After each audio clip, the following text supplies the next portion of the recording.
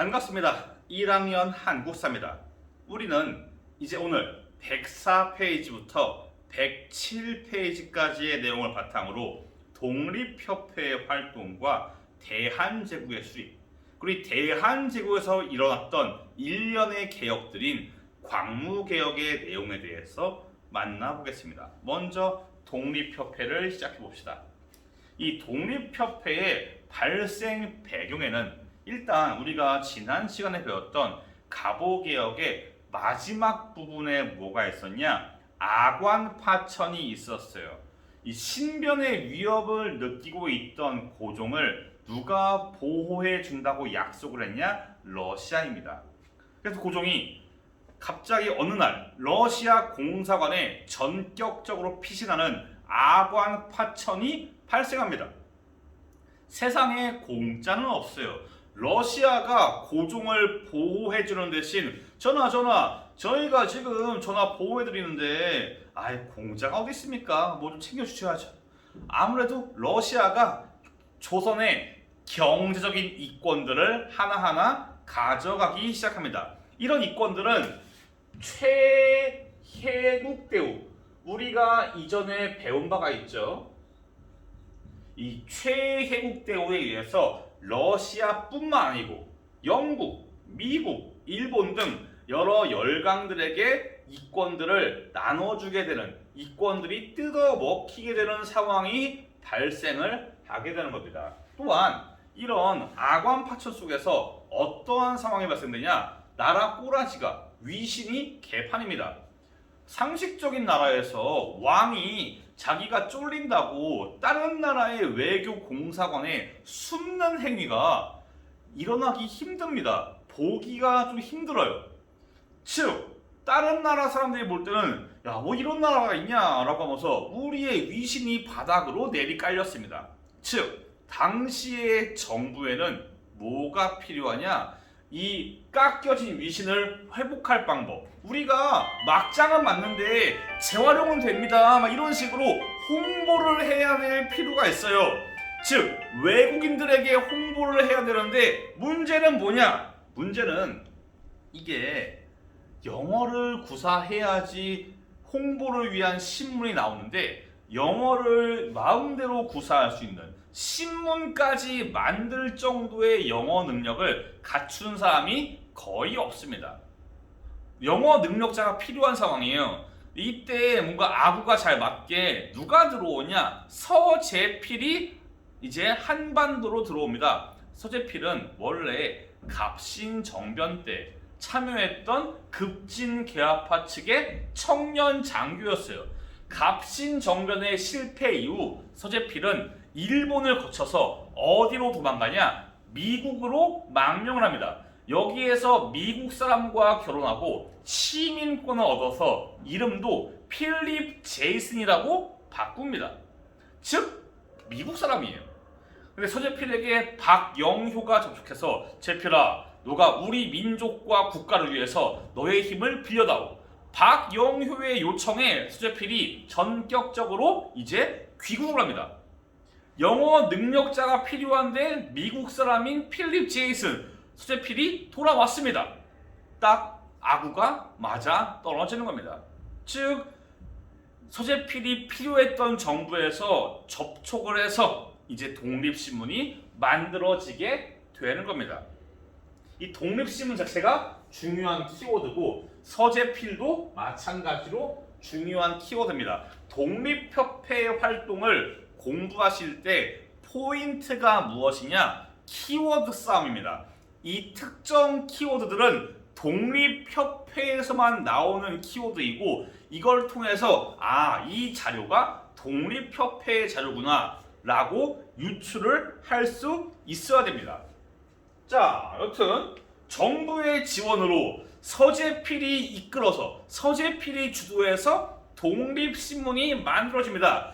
서재필은 홍보보다는 민중계몽, 무지몽매한 백성들에게 근대 사상, 정치, 사회 등등을 계몽시키는 것을 추구했어요. 또한 정부도 홍보를 외국인뿐만 아니고 백성들에게도 홍보를 해야 했기 때문에 일단 독립신문은 한글판입니다. 누구나 읽을 수 있게 진입장벽을 대폭 낮춰버려요. 여기에 더해서 홍보 목적이고 서재필의 독립신문에서의 존재의 이유, 영문판입니다. 외국인도 읽어야 되니까 영문판을 만들어서 이제 판매를 시작하는데 요 독립신문이 제법 흥행에 성공합니다. 아무래도 당시에 한반도에 있는 외국인들은 읽을 오락거리가 없어요. 다들 영어로 된 게 없으니까 읽을 게 없는데 이제 영어로 된 신문이 등장하면서 읽을 만한 그런 매체가 등장을 한 겁니다.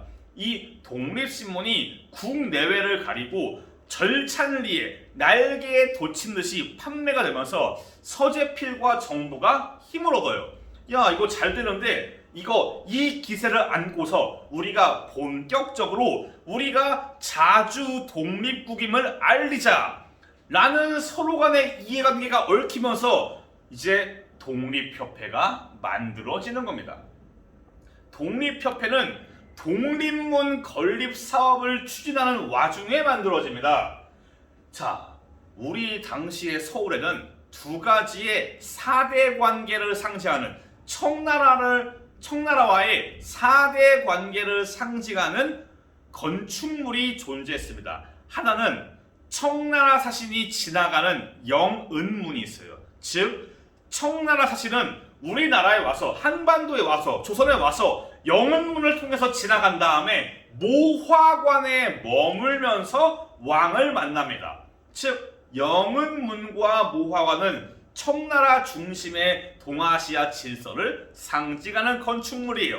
이제 이거를 서재필과 독립협회는 영은문을 허물고 그 자리에 프랑스의 개선문을 본딴 독립문을 만들고 모화관을 고쳐서 독립관으로 만들어서 랜드마크를 세워가지고 우리가 자주 독립국임을 만천하에 알리자라고 사업을 계획합니다. 이거를 고종이 전폭적으로 지원해줘요.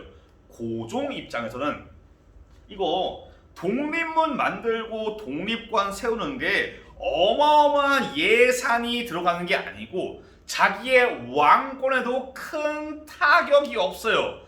건축물 몇 개 세워서 우리가 독립국임을 만천하에 알릴 수 있다면 괜찮은 장사입니다. 고종이 전폭적으로 지원해줘서 지금도 존재하는 독립문과 독립관이 등장하게 되는 겁니다.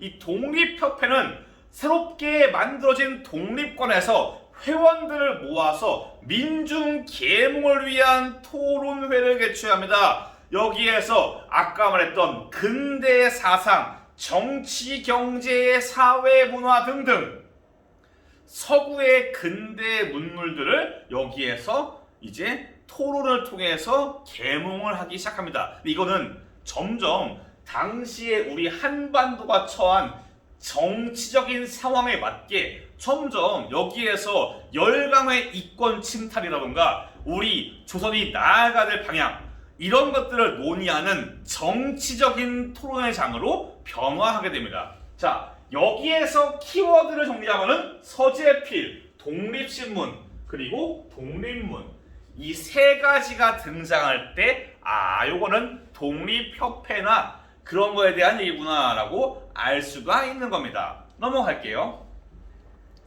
자, 독립문 건립을 한 독립협회가 본격적으로 활동에 들어갑니다.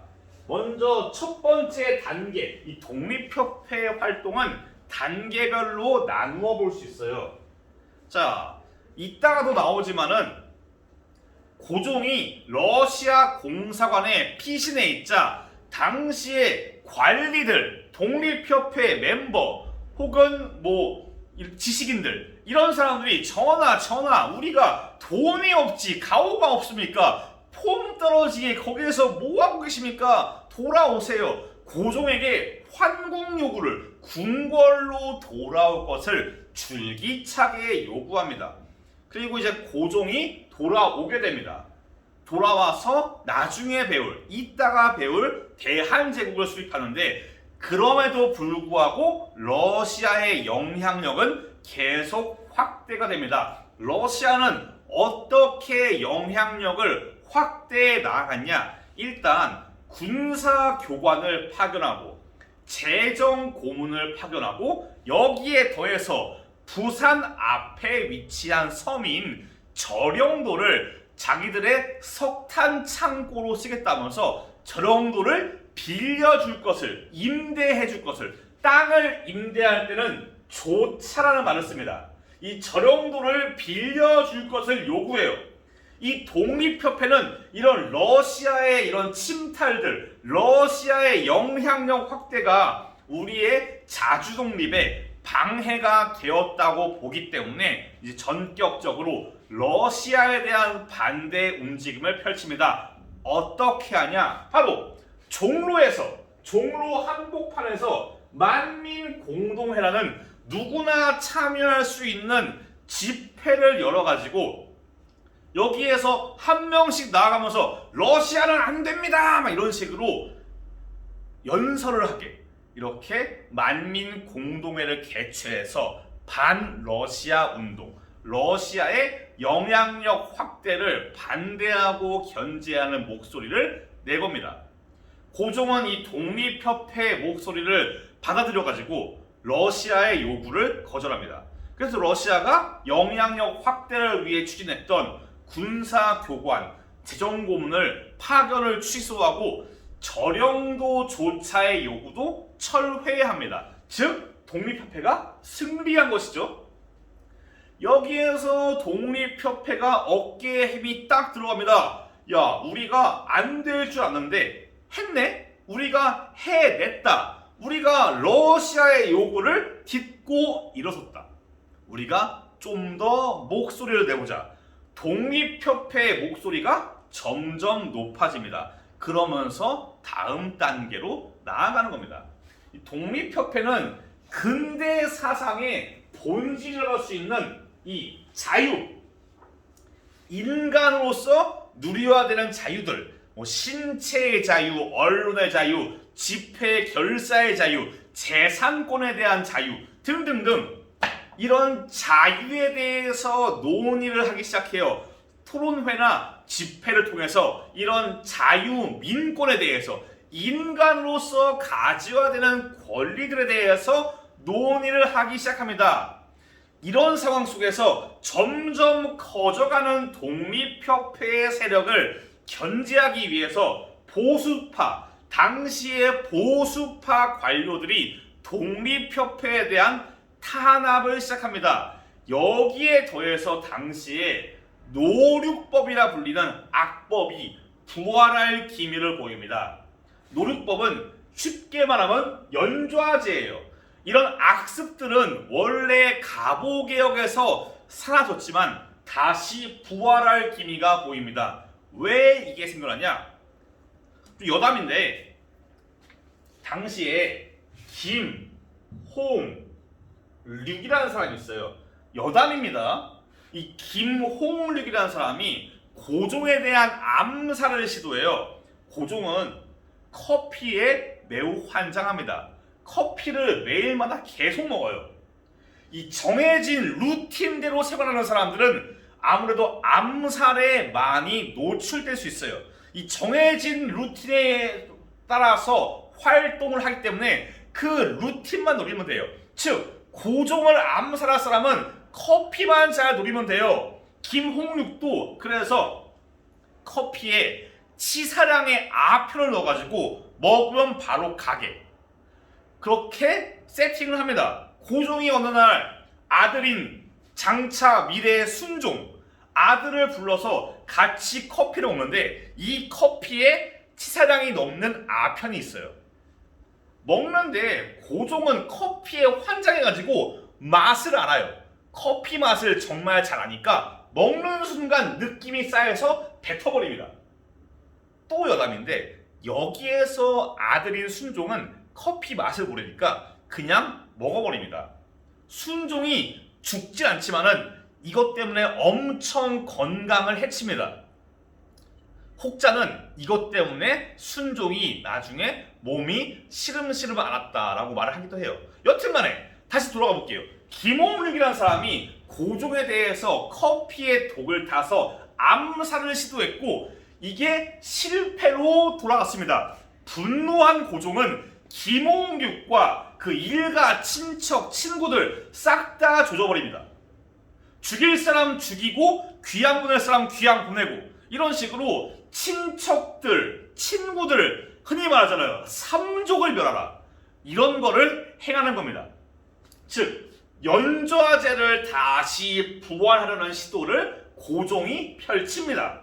이해가 되셨나 모르겠습니다.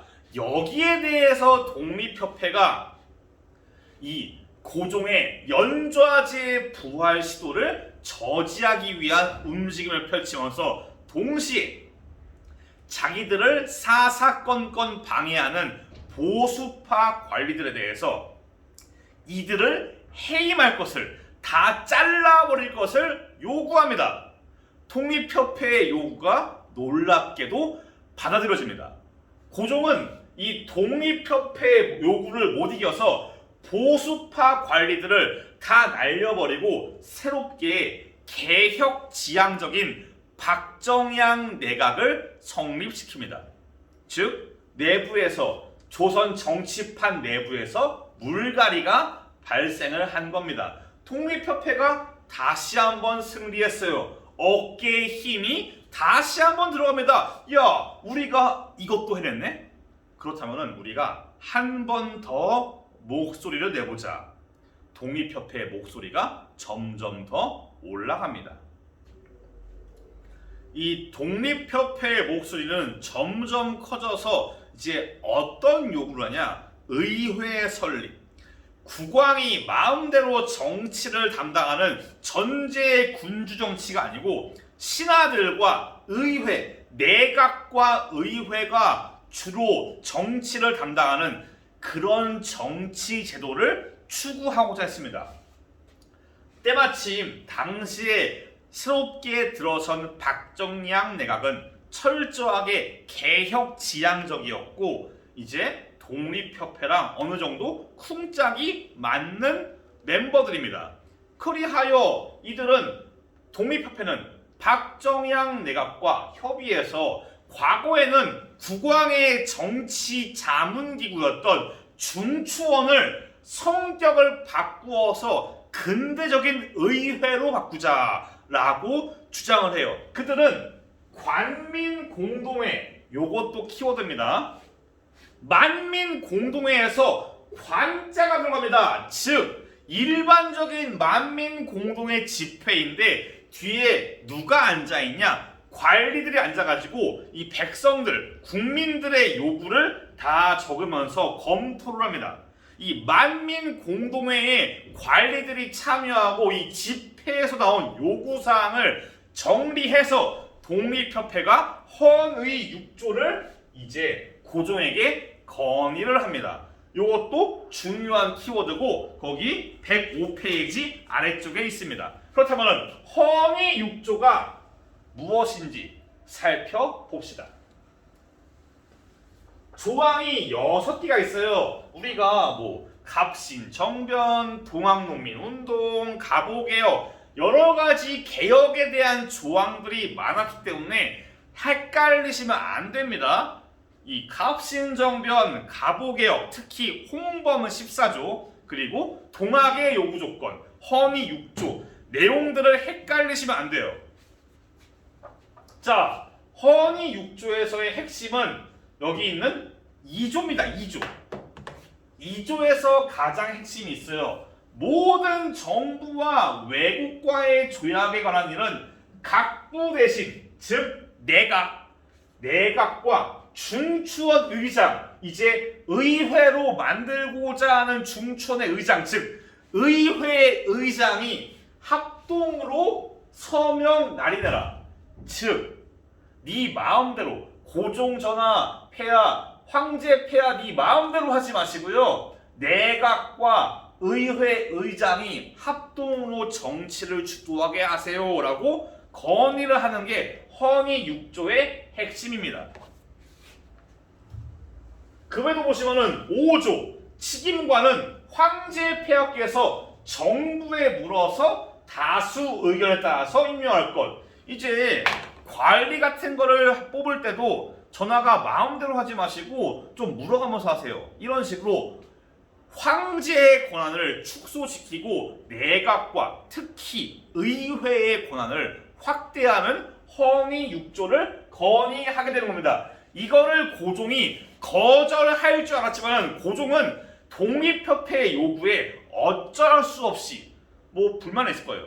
불만 있지만은 어쩔 수 없이 이걸 승인합니다. 그래서 공식적으로 중추원 관제가 개정이 되면서 이 중추원의 의원들의 절반은 정부에서 뽑고 절반은 독립협회에서 임명하는 관선과 민선의 절반씩의 결합으로 중추원 의원 편성을 구성하게 합니다. 독립협회가 한 번 더 승리한 겁니다.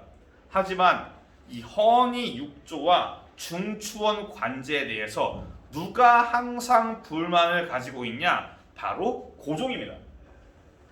고종은 불만이 있을 수밖에 없어요. 자기의 황제의 권한이 제약받고 축소되는 거니까 좋아할 리가 없습니다. 독립협회에 대해서 불만이 쌓여 있어요. 이 고종의 가려운 곳을 누가 긁어주냐? 과거 해임되었던 보수파 세력들입니다. 이들은 고종에게 전하 독립협회가 추구하는 게 의회가 아니고요. 장차 독립협회는 전하를 제낀 다음에 왕이 없는 공화정을 하고자 합니다. 라고 모함을 해요.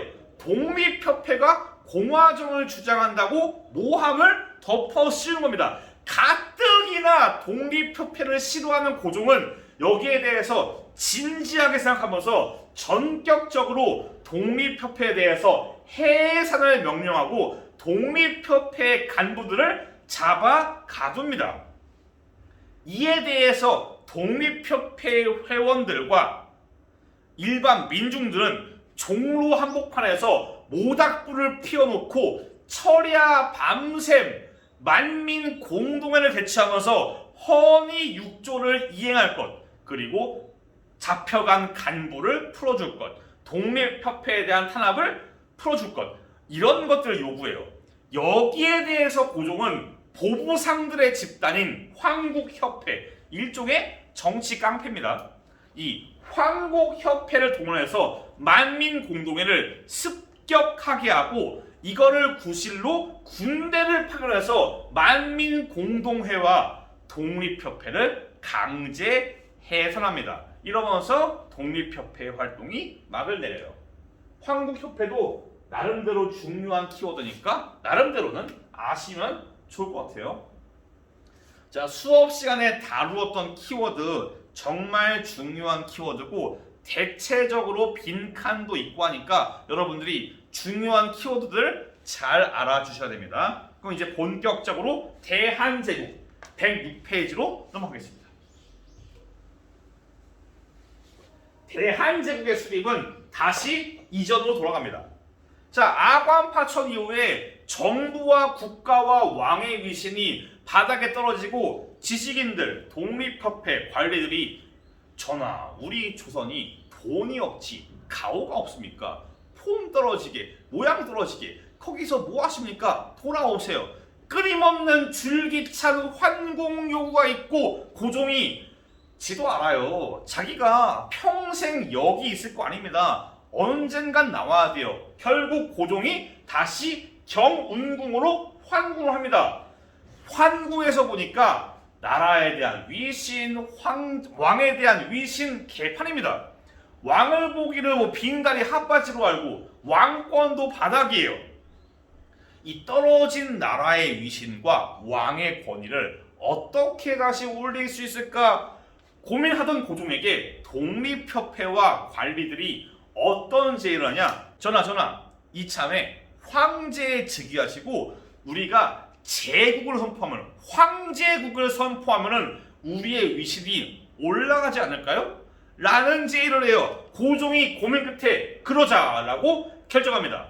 전격적으로 연호를 광무로 정하고 106페이지 위에 있는 환구단이라는 재단을 쌓아가지고 여기에서 이제 선조들에게 아버지, 할아버지 막 이러면서 저기요, 제가 조상님들, 제가 황제가 되었습니다. 선포를 하면서 대한제국 수립을 전격적으로 발표합니다.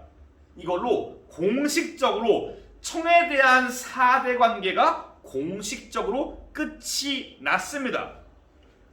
자, 이렇게 대한제국이 수립이 되었습니다. 그리고 고종은 이어서 헌법을 제정하기 위한 움직임을 펼칩니다. 대한국 국제는 중요합니다. 이거는 일종의 헌법이에요. 하지만 내용은 전혀 근대적이지 않고 오히려 역사의 수레바퀴를 거꾸로 돌리는 꼬라지입니다. 내용은 106페이지 아래에 있습니다. 이 대한국 국제를 발표하기 전에 고종과 독립협회, 고종과 지식인들은 서로가 추구하는 스타일이 달랐어요. 고종은 자기의 황제권을 매우 중시했고 독립협회는 의회와 내각이 중심이 된 그런 정치를 추구했어요. 황제권을 깎아내리는 것을 추구했습니다. 그래서 고종은 아까 배운 것처럼 독립협회를 해산시켜서 제껴버린 다음에 자기가 추구하는 대로, 자기가 원하는 대로 정치 형태를 바꾸는 겁니다. 그게 바로 대한국 국제에 나타난 겁니다. 자, 대한국 국제를 보시면은, 자, 2번 대한제국의 정치는 과거 500년간 전래되었고 앞으로 만세토록 불변할 전제 정치이다. 우리는 전제의 군주 정치 국가임을 여기에서 때려버리고 이 황제는 권리가 무한하다. 나는 무한한 권리가 있다고 스스로를 엄청나게 확고하게 권한을 다져버리는 겁니다. 근대적인 거는 전혀 없어요. 어떻게 보면은 완전 옛날 스타일. 왕이, 황제가 모든 걸 다 해먹던 그 시절 그때로 역사를 돌린 느낌입니다. 이어서 고종은 이 대한제국 시기에 이런저런 개혁들을 실시해요. 이 대한제국 시기에 있었던 여러 가지 개혁들을 통칭해서 광무개혁, 연호였던 광무를 따서 광무개혁이라고 일컫습니다. 고종도 압니다. 개혁이 필요한 거를. 하지만 고종은 급진적이고 전면적인 개혁을 할 생각이 전혀 없습니다.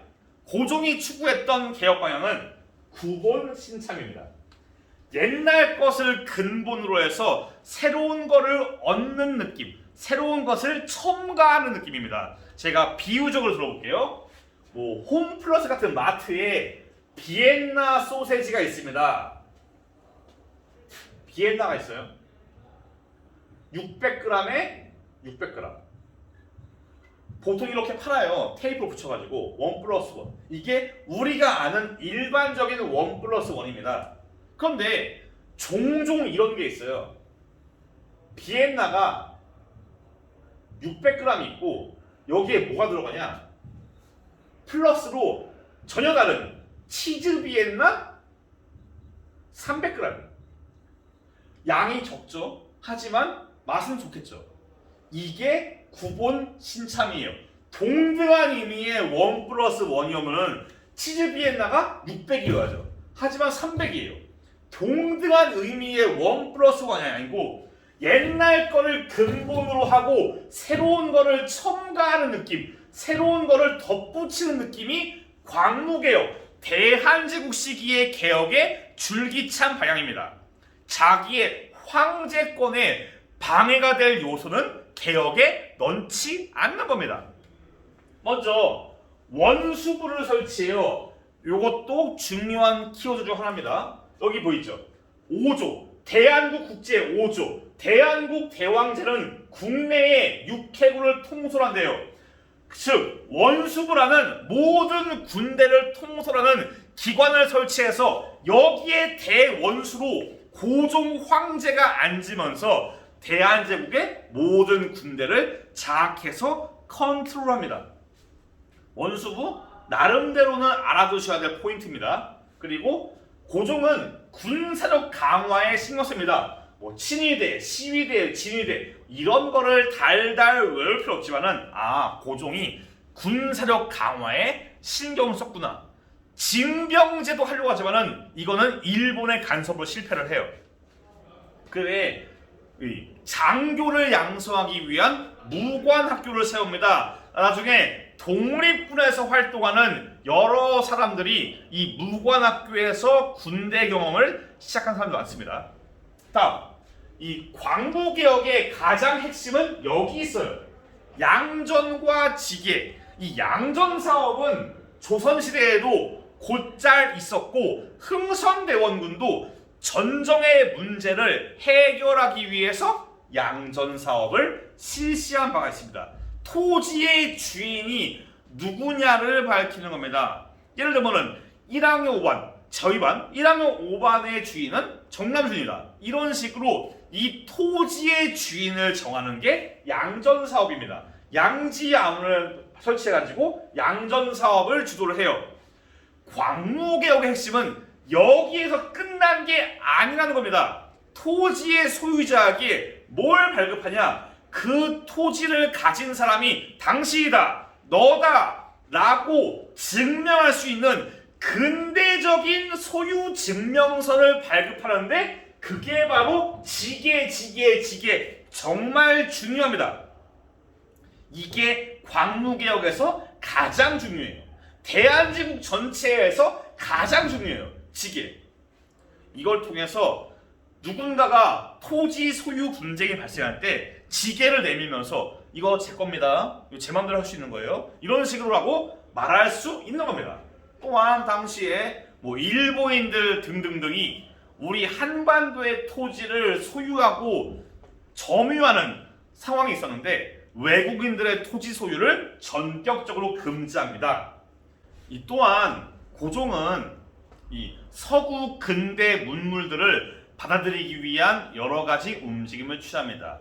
근대적인 공장, 근대적인 회사 또는 한성은행 같은 근대적인 금융기관, 은행들을 설치하기도 합니다. 또한 이제 전화나 철도 같은 근대 문물들을 도입해서 설치하기도 하고요. 여기에 더해서 교육에 힘을 씁니다. 뭐 기술학교, 외국어학교 등등 여러 가지 학교를 세우고 유학생을 보내면서 교육에도 남다른 뜻을 기울입니다. 이런 것들은 크게 중요하지 않으니까 뭐 나중에 다시 나오기도 하고 크게 중요하지 않으니까 교과서 보시고 이런 게 있구나 하고 넘어가시면 됩니다. 가장 중요한 건 역시 지계입니다. 그 다음 따라오는 게 원수부와 구본신참이 되겠어요.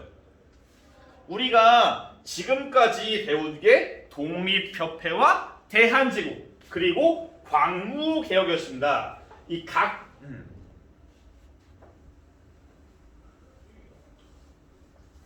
우리가 지금까지 배운 게 바로 독립협회와 대한제국 그리고 대한제국 시기에 일어났던 광무개혁들이에요.